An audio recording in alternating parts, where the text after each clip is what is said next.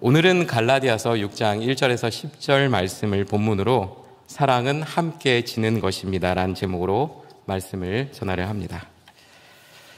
잘 아시는 것처럼 갈라디아서는 서신서, 즉 편지입니다. 이 서신서를 작성한 사람은 바울이고 수신자, 즉 받는 자는 갈라디아에 있는 교회입니다. 갈라디아 많이 들어보셨죠? 갈라디아는 어떤 특정 도시를 의미하는 것이 아닙니다.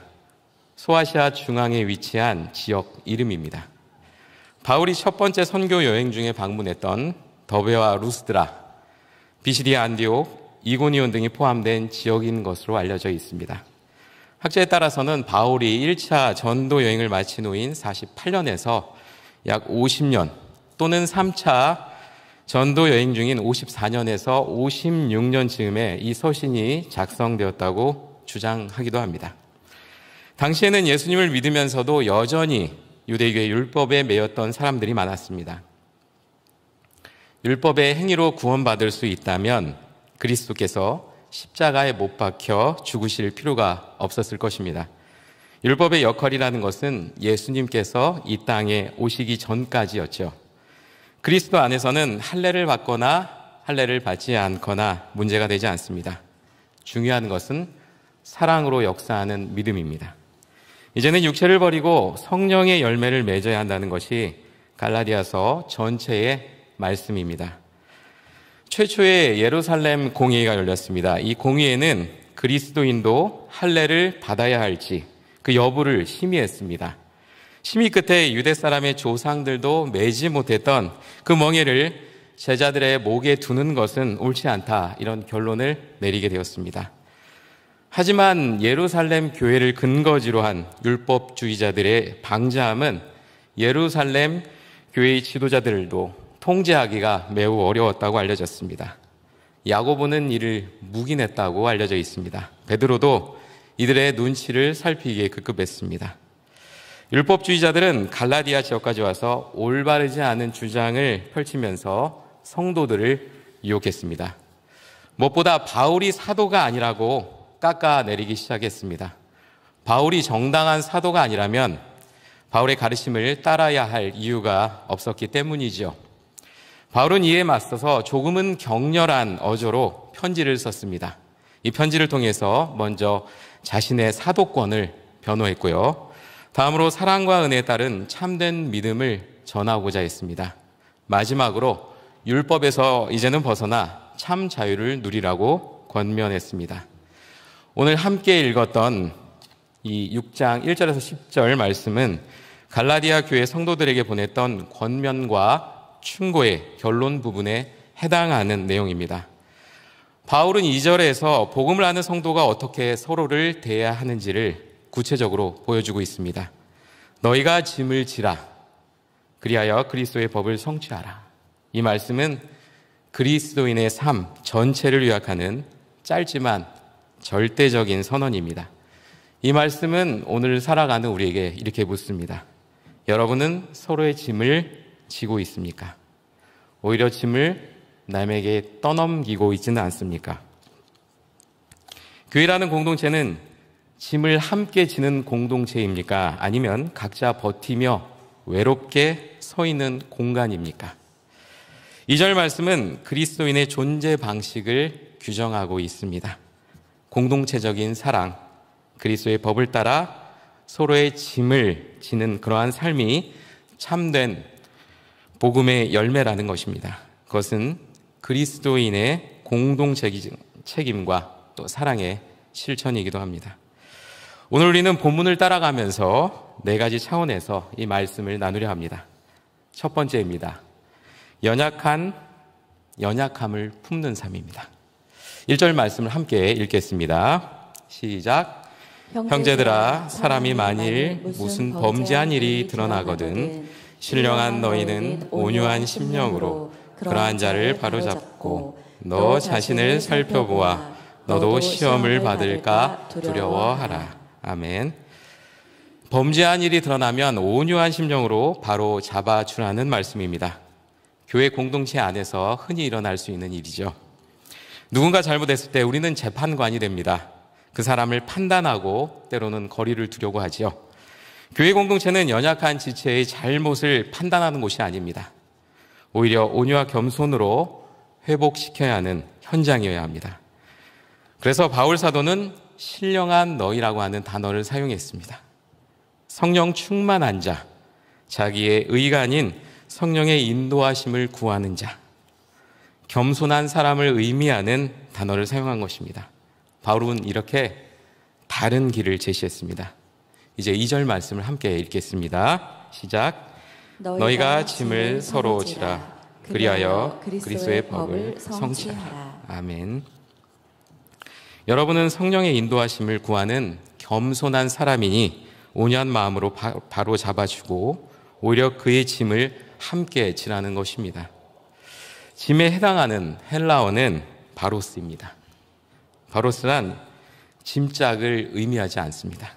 혼자 감당할 수 없는 삶의 무게, 영적인 짐, 또 때로는 정서적인 짐이 될 수도 있습니다. 관계의 짐, 죄의 짐을 의미합니다. 모두 다 시험에 빠지게 하는 것들이지요. 근심과 염려에 잠기게 하는 것들입니다. 아픔과 고난, 또 죄의 결과까지도 포함하는 그런 단어입니다. 짐을 진다는 것은 동정하는 것이 아닙니다. 기꺼이 어깨를 내어주는 실천적 사랑이지요. 그런데 어떻게 지라고 했을까요? 본문을 보시면은 서로 지라고 했습니다. 하나의 공동체, 또 협력하는 사랑의 공동체를 이루어갈 것을 조언하고 있습니다. 이것이 바로 율법이 아닌 그리스도의 법, 곧 요한복음 13장 34절에서 말씀하는 예수님의 명령을 성취하는 길입니다. 요한복음 13장 34절 말씀을 함께 읽어볼까요? 새 계명을 너희에게 주노니 서로 사랑하라. 내가 너희를 사랑한 것 같이 너희도 서로 사랑하라. 그렇습니다. 성도들은 각자 도생하는 존재가 아닙니다. 주님 안에서 한 몸 된 교회입니다. 서로의 연약함을 감싸 안고 대신 짐을 나누어지는 유기적인 공동체여야 한다는 것입니다. 예수님이 십자가 위에서 우리의 모든 무거운 짐을 대신 짊어지신 것처럼 우리도 서로의 짐을 나눔으로써 그분을 닮아가야 하는 것입니다. 서로의 짐을 지는 것이 바로 사랑의 성취입니다. 사랑의 최고 형태는 남의 짐을 대신 짊어져 주는 것입니다. 두 번째입니다. 그리스도의 법을 성취하는 길입니다. 바울 사도는 3절에서 5절까지 흥미로운 균형에 관한 이야기를 하고 있습니다. 함께 읽겠습니다. 시작. 만일 누가 아무것도 되지 못하고 된 줄로 생각하면 스스로 속임이라. 각각 자기의 일을 살피라. 그리하면 자랑할 것이 자기에게는 있어도 남에게는 있지 아니하리니 각각 자기의 짐을 질 것이라. 아멘. 3절에 사용된 속임에 해당하는 단어는 프레나 파타오입니다. 지혜를 의미하는 뜻의 단어 프렌과 속인다는 뜻을 가진 아파타오, 이 두 단어가 결합된 단어입니다. 마음을 속이다, 자기 자신을 기만하다라는 의미이지요. 스스로 속인다는 것은 자기 자신의 마음까지도 속이는 착각에 빠져 있다는 의미로 우리가 이해할 수 있습니다. 게다가 여기에서는 현재형으로 사용하고 있는데요. 그것은 계속해서 자기를 속이는 기만이 계속되고 있다는 것을 강조하는 것입니다. 이런 사람들은 자신을 살피지 않습니다. 다른 사람들의 잘못, 그것만을 문제 삼아서 또 다른 문제를 일으키는 사람들이죠. 그런데 이제 4절을 보면 약간 해석이 어렵습니다. 자랑할 것이 자기에게는 있어도 남에게는 있지 아니하리니. 자랑할 것은 자기에게만 가질 것이고 남에게는 그렇지 않는다는 의미입니다. 스스로 속이는 자들이 남의 실수와 또 죄된 일들을 이렇게 비교하면서 자기 자신을 자랑했기 때문인데요. 아마 그래서 이런 말이 나오지 않았을까 생각합니다. 자랑은 자기를 드러내는 것입니다. 그래서 남보다 내가 더 나음을 과시하는 것이죠. 시기가 남에게 있고 내게 없는 것을 괴로워하는 것이라고 한다면, 자랑은 나에게만 있고 남에게 없는 것을 드러내서 스스로를 높이고 싶어하는 교만한 마음입니다. 이런 자랑은 상대에게 없는 것이 내게 있다는 사실을 내세우는 행동이라는 것, 우리는 잘 알고 있습니다. 그러나 사랑은 이것과는 많이 다릅니다. 사랑은 이웃에게 필요한 것이 내게 있는 것을 기뻐하는 것입니다. 도울 수 있기에 은밀히 나눔에 동참하는 마음입니다. 내세우고 싶어서 좋아하는 것이 자랑이라고 한다면, 섬길 수 있음에 기뻐하는 것이 곧 사랑입니다. 자랑은 나를 바라보게 만드는 것이지만, 사랑은 이웃을 세우고 하나님을 높이는 것입니다. 자랑은 어떻게 보면 태풍과 같이 요란한 것입니다. 그러나 사랑은 소리 없이 촉촉한 비를 내려주는 구름과도 같습니다. 자랑하면 내가 드러나지만 사랑하면 하나님이 드러납니다. 자랑은 우리 주변을 굉장히 씁쓸하게 만듭니다. 그러나 사랑은 우리 주변을 매우 따뜻하게 만듭니다. 그래서 자랑에 빠지게 되면 우리의 영향력은 줄어들게 되지만, 사랑을 실천할수록 우리의 영향력은 더욱더 커지게 되는 것입니다. 그래서 사랑이 있는 곳에 사람들이 몰려듭니다. 우리 교회와 우리 공동체가 그런 곳이 되었으면 좋겠습니다.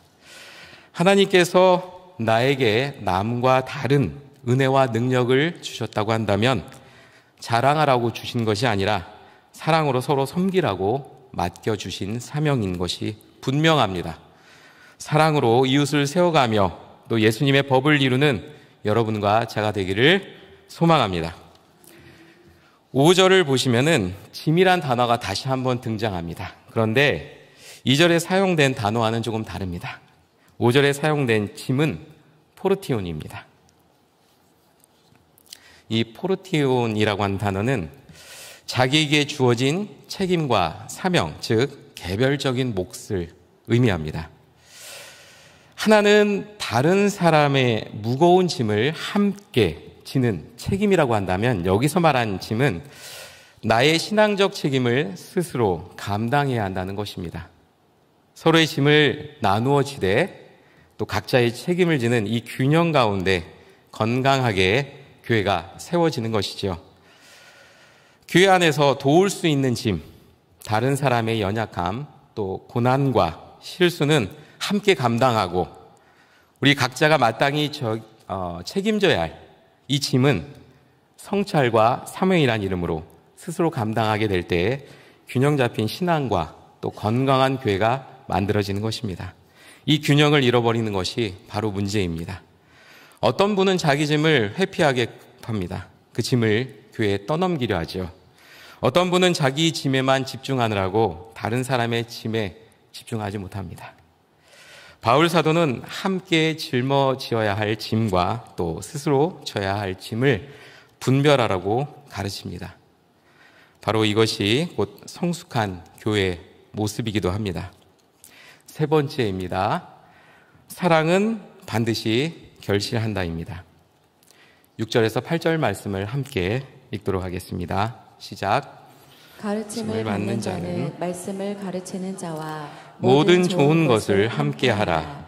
스스로 속이지 말라. 하나님은 업신여김을 받지 아니하시나니 사람이 무엇으로 심든지 그대로 거두리라. 자기의 육체를 위하여 심는 자는 육체로부터 썩어질 것을 거두고, 성령을 위하여 심는 자는 성령으로부터 영생을 거두리라. 아멘. 바울 사도는 말씀을 배우는 자와 가르치는 자가 모든 좋은 것을 나누라고 했습니다. 모든 것이 함께 할 때에 하나님 나라의 공동체로서 질서가 유지되고 지속되는 것입니다. 이것이 하나님이 원하는 진정한 교제의 모습입니다. 신앙생활은 그래서 심음과 거둠의 영적인 원리가 함께합니다. 육신을 위해서, 나의 유익을 위해서 심게 되면 좋아 보일지는 모르겠습니다. 그러나 곧 썩어질 것을 거두게 된다고 성경은 말씀하고 있습니다. 반대로 성경을 따라서 선과 사랑으로 우리가 씨앗을 심게 되면 영생의 열매가 열린다고 말씀하고 있습니다. 겉과 속이 다른 위선의 열매가 아니라 실제로 무엇을 심었는가가 중요합니다. 서로의 짐을 짊어지는 것은 그렇게 보면 참 힘든 일이죠. 그래서 성령을 위하여서 심는 씨앗이 됩니다. 나밖에 모르는 삶, 또 남을 누르고 무시하면서 남에게는 눈을 감고 이기적으로 사는 모습은 결국 육체를 위하여 심는 씨앗이 됩니다. 그것은 좋은 열매를 맺지 못합니다. 그러나 함께 짐을 나누고 사랑으로 서로를 일으켜 세울 때에 하나님은 반드시 좋은 열매로 갚아주시는 겁니다. 지금은 시장보다 마트가 익숙한 시대에 살고 있습니다. 그런데 이 전통시장에 가면은 그 아주머니들이 이렇게 앉아 계시잖아요. 고추, 이렇게 고구마 순, 때로는 직접 이렇게 키운 그 채소들을 아주 조그만 바구니에 이렇게 올려놓고 파는 분들을 이렇게 볼 때가 있습니다.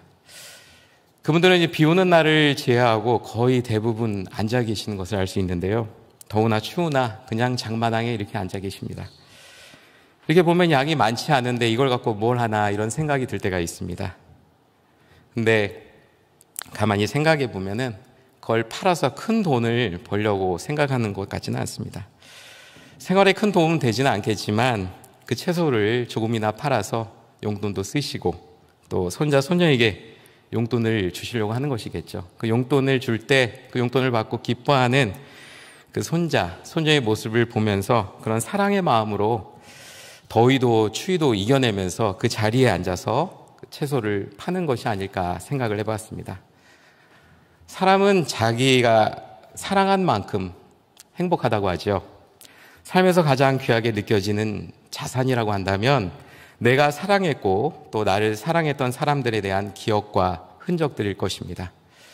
죽음의 힘보다 강한 것이 부활의 힘이라고 한다면 미움보다 강한 것이 사랑의 힘일 것입니다. 그 사랑의 힘으로 함께 나누시고 또 함께 심어가는 여러분이 되시기를 축복합니다. 네 번째입니다. 교회는 짐을 함께 지는 집입니다. 마지막 절인 9절에서 10절을 함께 읽도록 하겠습니다. 시작. 우리가 선을 행하되 낙심하지 말지니 포기하지 아니하면 때가 이름에 거두리라. 그러므로 우리는 기회 있는 대로 모든 이에게 착한 일을 하되 더욱 믿음의 가정들에게 할지니라. 아멘. 이 말씀이 큰 위로가 됩니다. 나의 짐도 버거운데 서로의 짐을 지다 보면 사실 상처받는 일이 더 많습니다. 오해를 받기도 하지요. 그런 이유로 더 큰 상처를 받을 때가 있습니다. 그러나 바울 사도는 선한 일은 결코 헛되지 않는다고 이야기하고 있습니다. 하나님의 때에 아름다운 열매를 맺어진다고 격려하고 있습니다. 사랑과 선행의 계속적인 실천, 특별히 교회 공동체에 대한 돌봄이 신앙의 열매가 되는 것입니다. 포기하지 않는 인내, 헛되지 않은 수고는 결국 하나님 때에 거두어지게 됩니다. 예수님이 우리의 죄를 안고 십자가에서 죽으셨듯이 저와 여러분이 죄의 용서를 받고 하나님의 자녀가 되었습니다. 그리고 이제는 생명의 삶을 누리고 있습니다. 오늘 우리가 누리는 풍요로움과 이 아름다움은 누군가의 고귀한 희생으로부터 이루어진 것입니다. 우리가 은혜를 기억하게 되면 겸손해집니다. 근데 이 은혜를 잊으면 교만해지지요. 자랑만 늘어납니다. 은혜를 기억하면 우리 삶의 감사가 채워지기 시작합니다. 그런데 이 은혜를 잊으면 우리 삶의 불평이 늘어나기 시작합니다. 은혜를 간직하게 되면은 다른 은혜의 문을 열게 되는 열쇠를 갖게 되지만 은혜를 저버리고 살게 되면은 새로운 은혜의 문을 우리가 스스로 닫아버리게 됩니다. 프랑스 작가 생텍쥐베리 어린 왕자 한 번쯤 들어보셨죠? 아마 손자, 손녀들이 많이 읽어보았을 것입니다. 어린 왕자가 자신의 별을 떠나서 여러 별을 여행하는 이야기입니다. 그곳에서 이제 다양한 어른들을 만나게 되는데요. 그 과정에서 삶의 본질적인 가치를 깨닫게 되는 그런 이야기를 적어놓은 동화입니다. 이 어린 왕자는 여행 중에 다섯 번째 별에서 가로등을 켰다 껐다 하는 가로등지기를 만났습니다. 이 별은 아주 작은 별입니다. 오직 가로등 하나하고 또 등불을 지기 딱 한 명만 설 수 있는 아주 작은 별이었습니다. 이 가로등지기는 밤이 되면 이 등을 켜고 또 낮이 되면은 꺼버리는 아주 단순한 일을 반복하며 살았습니다. 그런데 이 별의 자전 속도, 이렇게 도는 속도가 점점 빨라졌습니다. 그래서 하루가 1분이 되고 말았습니다. 얼마나 빨리 도는 걸까요? 그래서 1분마다 쉼 없이 그 불을 켰다 껐다 이렇게 했습니다. 어린 왕자가 가로등지기와 대하는 동안에도 이 가로등지기는 끊임없이 자신의 일에 몰두해야만 했습니다. 휴식조차 없는 삶을 살고 있었던 것이죠. 어린 왕자는 이 가로등지기를 보면서 그의 수고와 성실함을 안타깝게 바라보면서도 그가 주위에 빛을 전하는 그 일을 의미 있게 바라본다는 그 내용입니다. 이 가로등지기를 바라보면서 우리의 삶이 그렇지 않나 생각하게 됩니다. 주어진 일만 열심히 하고 살아가는, 그래서 삶이 힘들어지고 결국에는 자랑 외에는 낙이 없어지는 그런 삶을 살고 있지 않은가 생각해 봅니다. 겉으로 드러나기 쉬운 자랑이나 비교, 또 무의미한 반복에 매몰되어 살기 쉽지만 하나님께서 원하시는 것은 서로의 짐을 함께 지고 또 보이지 않는 자리에서 충실히 선을 행하는 것이 아닐까 생각합니다. 결국 복음이라는 것은 우리에게 선을 행하다가 낙심할 때가 있지만 낙심하지 말라고 말씀하고 있습니다. 우리가 과시하기 위해서가 아니라 사랑으로 우리가 이웃을 섬기는 것처럼 맡겨진 삶의 자리에서 묵묵히 우리가 선을 실천하는 것, 그것이 바로 참된 그리스도인의 모습이 아닐까 생각을 하게 됩니다. 바울은 10절에서 이렇게 정리합니다. 그러므로 우리는 기회 있는 대로 모든 이에게 착한 일을 하되 더욱 믿음의 가정들에게 할지니라. 교회는 예배의 장소입니다. 그리고 서로를 위한 기도의 집입니다. 서로의 짐을 나누는 공간이기도 합니다. 교회가 어려워지는 이유는 다양하겠지만 서로의 짐을 지지 않고 각자 고립되어 있기 때문에 그렇습니다. 반대로 교회가 살아 움직인다고 한다면 하나님의 공동체가 되는데 바로 그 이유는 서로의 짐을 함께 지고 주님의 십자가 사랑을 실천하는 장소가 되기 때문이 아닐까 생각합니다. 서로의 짐을 지라는 말은 그리스도의 사랑의 법, 곧 은혜의 실천을 요구하는 것입니다. 나의 책임을 성실히 감당해야 합니다. 동시에 짐을 함께 짊어질 수 있는 것이 바로 실천적인 연대입니다. 바로 이러한 실천적인 연대 위에 우리 교회가 또 우리가 서게 될 때에 복음의 능력이 우리 교회를 통해 드러나게 될 것입니다. 이 사랑의 법이 우리의 삶이자 교회의 본질이 되는 것입니다. 세상에 하나님의 기적을 선포하는 사도적 공동체의 모습을 선포하는 것이 바로 이러한 행위입니다. 죄에 빠진 형제를 온유하게 세워주는 것, 또 삶의 어려움에 처한 성도를 물질과 기도로 도와주는 것, 외로운 이를 찾아가서 함께 울어주고 손을 잡아주는 것, 사회적인 약자와 또 이방인의 짐을 함께 지는 교회가 되어주는 것, 이 모든 것이 결국 그리스도의 법을 성취하는 길이고 또 사랑을 행하는 순종의 삶이 되는 것입니다. 이 순종을 통해서 우리는 두 가지 면에서 좋은 메신저로서 살아갈 수 있게 됩니다. 하나는 하나님께 은혜를 받아 또 삶의 어려움을 극복한 이야기, 또 하나님과 동행한 이야기의 감동을 간증하는 메신저로 살아가는 것이고요. 또 하나는 우리가 그 무거운 짐을 함께 지고 살아가면서 상하고 지친 영혼을 하나님께로 인도하는 메신저가 되는 것입니다. 이제 말씀을 정리하려 합니다. 사랑하는 성도 여러분, 오늘 본문은 우리에게 이렇게 말씀하고 있습니다. 너희가 짐을 서로 지라. 그리하면 그리스도의 법을 성취하리라. 이 말씀은 그리스도인의 존재 방식을 보여주는 것입니다. 우리 죄를 대신 짊어지신 예수님을 따라서 이제는 우리가 서로의 짐을 나누는 삶을 살아가라는 요청입니다. 누군가 무너질 때에 그의 손을 잡고 함께 서주는 것, 누군가 고통스러워할 때에 그의 눈물을 닦아주고 함께 흘려주는 것. 누군가가 삶의 무게에 지쳐서 쓰러져 있을 때에 그 짐을 조금이라도 대신 들어주는 것. 이 실천 자체가 하나님 나라로 부르심을 받은 교회의 사명이고 예수님의 십자가를 따르는 궁극적인 순종의 길임을 보여주는 것입니다. 이것이 복음입니다. 이것이 바로 교회입니다. 이것이 사랑입니다. 사랑은 그래서 함께 짊어지는 것입니다. 여러분의 가정에도 또 교회 안에서도 삶의 자리에서도 서로의 짐을 함께 지며 그리스도의 법을 성취하는 복된 성도님 되시기를 주님의 이름으로 축원합니다. 아멘.